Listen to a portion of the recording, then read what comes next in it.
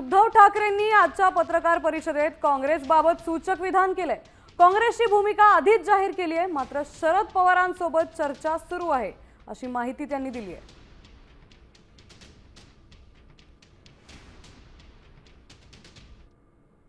चर्चा सुरू आहे बघू त्यांच्यात।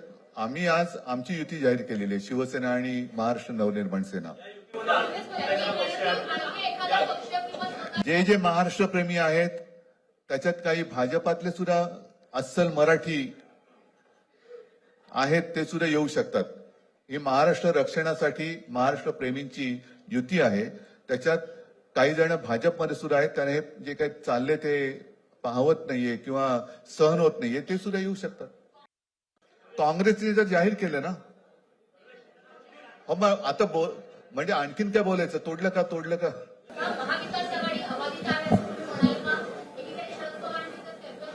सगळे पक्ष बाहेर पडून आघाडी अबाधित आहे।